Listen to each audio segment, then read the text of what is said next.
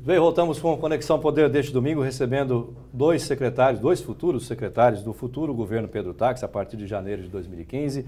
Marcelo Duarte, da Silog, futura Silog, atual Sinfra, atual Setipô, a gente nunca sabe o nome vai manter a Sinfra, parece. Sinfra, mas parece que vai voltar a ser Sinfra, enfim. Seneri Paludo, também secretário de Desenvolvimento Econômico. Eu deixei a pergunta no bloco anterior ao Marcelo sobre a questão do agronegócio. Ele foi indicado pelo agronegócio, teve a questão da doação do agronegócio ao governador Pedro Táxi, e eu quis saber se o agronegócio, pelo menos no primeiro ano de gestão dele, vai ser uma prioridade. E aí, secretário? Obrigado pela pergunta, André. Assim, eu acho que é importante esclarecer que antes de ser do agronegócio, eu sou cuiabano, estudei no São Gonçalo, fiz o FMT, tenho pais e avós e bisavós mato-grossense, eu tenho um compromisso com essa terra muito, muito maior do que um compromisso com o setor. O setor é um setor que eu escolhi para trabalhar, um setor que me encanta pela pujança, pela energia e por ser um setor que Mato Grosso hoje é destaque mundial. A gente hoje é referência mundial no que se refere tanto ao algodão, quanto à soja, quanto ao boi. Mato Grosso hoje é destaque e tem um potencial de ser muito mais. Mato Grosso hoje pode produzir o que o Brasil inteiro produz de grãos só no estado de Mato Grosso se tivesse a logística adequada, sem derrubar uma árvore, só utilizando o potencial em pastagens hoje que são degradadas ou pastagens que poderiam ser melhor aproveitadas com agricultura de alta tecnologia. Então essa é a vocação do nosso estado. Óbvio que a gente não pode deixar de lado o lado social. Então esse mix que vai nos permitir fazer o que a gente estava falando mais cedo, de promover um plano diretor de logística e transporte de Mato Grosso. Mato Grosso precisa, hoje não há, no minimamente, um diagnóstico das estradas. Eu falei que a gente tem 24 mil quilômetros de estradas hoje não pavimentadas, mas assim, se você vai no site do DENIT, eles falam que é 18 mil. Se você conversa na Sinfra, algumas pessoas te falam em 29 mil. O fato é que não há um número correto de quantos se tem. Pontes de madeira, 4 mil, 3 mil, 5 mil, dependendo da pessoa que você conversa, te fala um número. Então a gente precisa fazer um diagnóstico completo da nossa infraestrutura logística, das estradas atuais, mapear onde que estão as pessoas, porque as pessoas são centrais nesse processo, não adianta a gente querer pensar na economia sem as pessoas, e as pessoas, a economia e também o lado ambiental, esse tripé da sustentabilidade de qualquer negócio, seja um Estado, seja uma empresa, tem que ser levado em conta, o social, o econômico e o ambiental. E com isso a gente vai fazer o nosso plano diretor, e com base nesse plano diretor, com critérios claros de priorização de onde vai ser asfaltado, onde não vai ser asfaltado e que vai ser conduzida a política do Estado. A pergunta em si, o agronegócio vai ser a tua prioridade ou não vai ser a tua prioridade? Arrancar a safra, o agronegócio com certeza é uma das prioridades, porque esse Estado tem no agronegócio o seu pilar econômico. Sim. E a gente tem todos os setores hoje, dependem do agronegócio. Minha esposa é dentista, e quando o agronegócio teve a crise lá em 2005, 2006, ela teve um baque enorme de pacientes e de que não pagavam, ou de pacientes que tiveram que cancelar. Você que segurou as pontas lá, né? Eu tive que segurar as pontas, por quê? Porque isso para você mostrar a importância do agronegócio na nossa economia. Mas pensa-se, então, em privatizar essas áreas, essas rodovias que sempre, todo ano, apresentam problemas devido às chuvas? Vou colocar pedágio, né? A privatização das rodovias, ela depende de um fator importante que é a viabilidade dessa concessão. Isso depende do custo para se fazer ou para se reconstruir essa rodovia, do fluxo atual e o fluxo projetado futuro, porque se você tem um fluxo pequeno, um custo alto, somente com tarifas proibitivas você teria uma viabilidade interessante para um investidor. O governo Pedro Táxi vai começar daqui a pouco e alguns doadores de campanha tiveram e vão querer, natural que queiram, participar, prestando trabalho, serviços ao futuro governo. Como é que vai ser isso? Eu tenho que ter, para ser mais exato, Odebrecht, tem aí uma tal de, eu não sei como é que se lê, VOS, obras, e outras tantas que ajudaram ali no caixa para que a campanha tivesse êxito, a campanha do Pedro Táxi tivesse êxito. Isso como é que vai ficar? Daqui a pouco eu vou abrir o Diário Oficial, vou ver lá, Odebrecht construindo estrada, construindo isso, Como é que vai ficar a transparência disso tudo aí? Qual que é a linha que o futuro governador Pedro Táxi definiu para tratar desse assunto? A linha que o governador definiu é a linha... Ou eles não vão, perdão, ou eles não vão participar, vai ter uma decisão de eles não participar. Os doadores não participam no governo. Até porque algumas dessas empresas estão sendo investigadas pela Polícia Federal, pelo Ministério Público, na Operação Lava Jato, e parece que financiaram a campanha de 19 governadores. Então, não é só aqui. Que foram eleitos, né? Perdão por ter... Que foram eleitos. Bateu na trave aqui, no caso foi o lá de Mato Grosso do Sul, né? Teve um também de lá. Como é que vai ser isso? Como é que vai lidar com esse tipo de assunto aí? Eu acho que a gente tem que separar. Eu acho que o governador deu um sinal claro no momento que ele escolheu os secretários e deixou claro que o critério de escolha foi critério técnico, apesar da gente ter ligações com um setor específico, o setor do agronegócio, mas o critério claramente foi técnico. Eu, pessoalmente, não me envolvi, nunca me envolvi em campanha política e apesar de acompanhar, recebi um convite porque eu entendo e aceitei esse convite porque eu entendi que a mensagem foi clara, no sentido que a gente vai conduzir o governo com a maior retidão moral possível, sem excluir e nem privilegiar ninguém, a não ser que isso esteja se esteja proibido por lei ou tenha algum tipo de proibição, nesse caso judicial, por conta de alguma operação. Mas iremos conduzir todos os processos licitatórios e concorrenciais com a maior transparência possível. Transparência, acho que vai ser uma grande linha desse governo, para que dê oportunidade a todos que participarem, e o critério vai ser o critério estabelecido da licitação, que é simplesmente custo e qualidade técnica. Queria perguntar para o Paludo o seguinte, você vai ter que fazer auditoria lá na pasta que você vai assumir, né? E a gente está vendo aí uma situação que vem ocorrendo, que é em relação aos incentivos fiscais. Está tendo um problema na Justiça que o governador Silval Barbosa, Pedro Nadaf e o Marcel Cursi, inclusive também citado, Edmilson dos Santos e a empresa JBS Friboi. Está tendo esse problema porque parece que houve uma concessão de forma irregular, segundo a ação que foi proposta pelo Ministério Público, e a Justiça bloqueou os bens dessas pessoas. Vai ter também auditoria nos incentivos fiscais? Como que você vai estar assumindo uma pasta justamente pegando uma situação como essa? Sem dúvida. Eu acho que quando a gente fala de incentivos fiscais, é importante a gente separar em 3 etapas. A primeira etapa é conceituar. O incentivo fiscal ele é uma excelente ferramenta para trazer novos investimentos. E isso não é exclusividade do estado de Mato Grosso. Todos os outros estados brasileiros fazem assim e o mundo faz assim também para atrair. Então, assim, o incentivo ele tem que ser usado como essa ferramenta. Agora, ele não pode ser só esta ferramenta e não só com o objetivo único de trazer o investimento simples e assim, e ponto. O que a gente precisa trazer, só vantagem para um lado. O que a gente precisa ter é ajustar o seguinte, olha, esse incentivo vai trazer retorno não só de desenvolvimento econômico, mas social também para o Estado? Então, esse é o primeiro ponto que a gente tem que conceituar. Qualquer incentivo, ele é muito bem-vindo, ele tem que ser utilizado como ferramenta, mas desde que ele tenha um custo-benefício adequado para o Estado de Mato Grosso. Como monitorar isso, secretário? Se vai estar sendo bem aplicado, se não vai? Esse é o primeiro ponto que eu conceituar. Aí tem 2 pontos que são fundamentais, que são consequências desse conceito. O primeiro é o seguinte, olha, a gente precisa sim fazer uma auditoria para analisar tudo que está aí.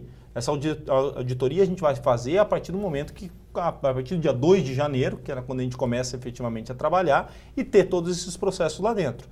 Então a gente precisa fazer uma avaliação, porque quando foi assinado qualquer tipo de incentivo, teve contrapartida por parte da empresa. E essa contrapartida é um marco legal e a gente tem que falar o seguinte, está sendo cumprido? Está sendo cumprido? Ótimo, parabéns, esse é o objetivo do processo. Não está sendo cumprido, então a gente vai sentar e vai fazer esses ajustes. Por isso que é importante esse processo de auditoria para a gente ver qual que é esse marco zero. O terceiro ponto é o seguinte, espera um pouquinho, daqui para frente foi feito de um jeito, tá? E sem juízo de valor, tá? Mas daqui para frente a gente tem que olhar e falar o seguinte, olha, qual que é o novo modelo que a gente quer incentivar?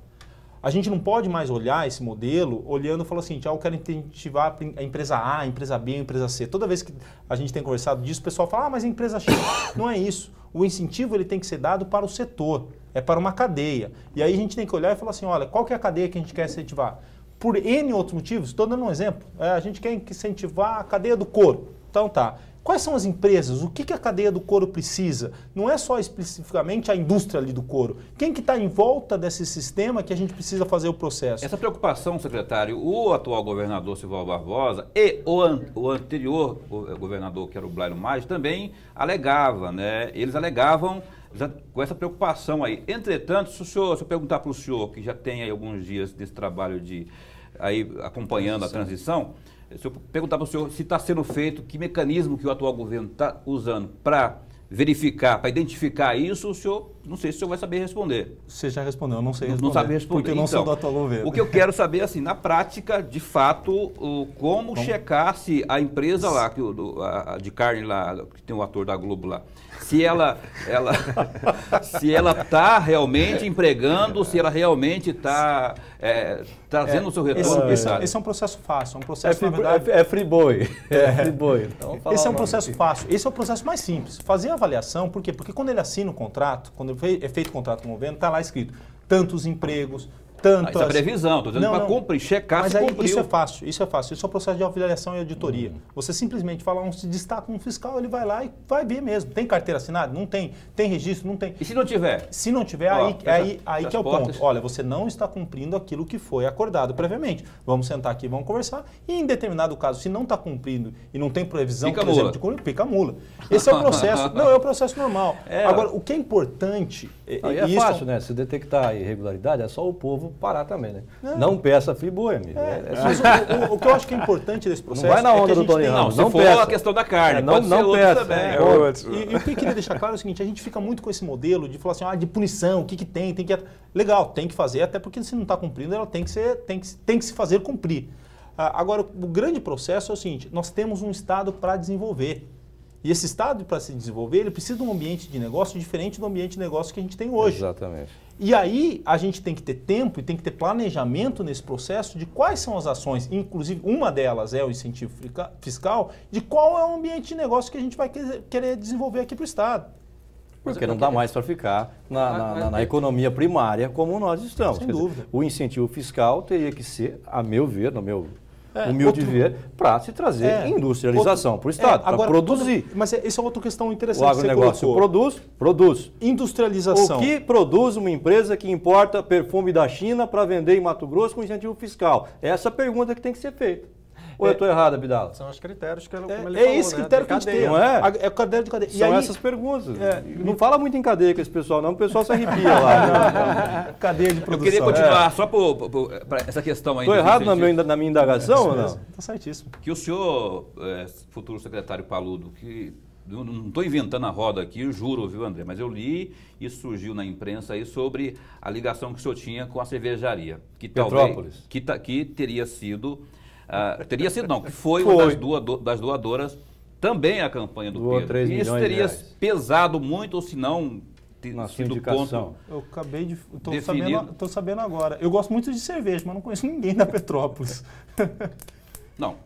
Perguntado, tá respondido também. Termina a sua pergunta. Não, é essa, se tem, se isso... Nenhuma. Como que o senhor responde a essas questões? Essas indagações, são indagações. Tinha ligação com a Petrópolis. Não tem nenhuma ligação com a cervejaria Petrópolis. Gosto muito de cerveja, mas... Esse processo de incentivo fiscal, ele é sigiloso ou não? Eu falo só porque... Ele tem um processo... Cervejaria Petrópolis produz a... Cerveja... Itaipava, é isso? Itaipava, Cristal. Só para... Depois manda o cachê pra gente aí, tá?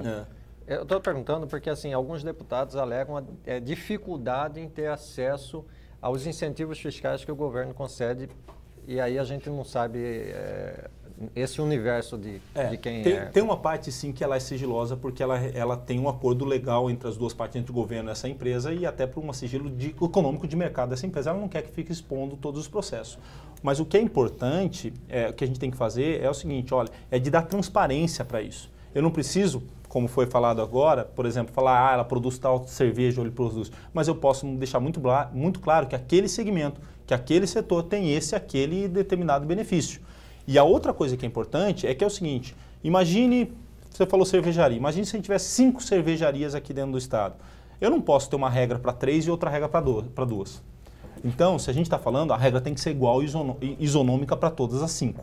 né, nesse caso em questão. E é isso que a gente tem que estar olhando. Por isso que é importante o processo de desenvolvimento olhando de novo por segmento, por cadeia, para deixar até a competitividade igual. Ou seja, não pode ser um amigo ou para o outro amigo. Não. Olha, o setor que a gente falou, cervejaria, vai ter, por exemplo, porque a gente entende que seja importante para o desenvolvimento do Estado, vai trazer, tem que estar 15% para todo mundo. E não segmentar esse processo. Não, eu vou dar 15% só para a fábrica tal. Isso não pode. Isso não pode. É o que está ocorrendo hoje. Isonomia, a palavra, né? Você tem que ter isonomia dentro desse Se o processo. cidadão quer produzir a cerveja artesanal, tem muita gente que faz isso, né? E é muito bom. A cerveja artesanal, ele quer produzir, quer fazer uma fabriqueta, quer comercializar. Ele vai ter condição, esse cidadão que tem em casa e quer produzir dessa forma, eu conheço alguns que fazem isso, ele vai ter condição de conseguir um incentivo para poder trabalhar melhor no seu negócio? Primeiro, se a gente entender que o segmento é um segmento que vai desenvolver o Estado, sim. Segundo ponto, se ele tiver todas as contrapartidas que o Estado entende que é importante ter, emprego, participação de resultado, a questão de educação e social para toda aquela população que lá, se ele cumprir aquilo lá, ele tem o direito, assim como qualquer uma outra que tem o direito. O que é importante é que a gente não pode mais personalizar, para você sim, para você não. E é o que está acontecendo hoje. Olha, não dá para a gente dizer que em todos os casos, não dá para a gente dizer que em todos os casos acontece, mas existe muita reclamação e muita queixa do setor, inclusive empresarial, que isso vem acontecendo. Secretário Marcelo Duarte, 1 bilhão e 200 milhões de reais para 2015, que é o que está previsto para sua pasta.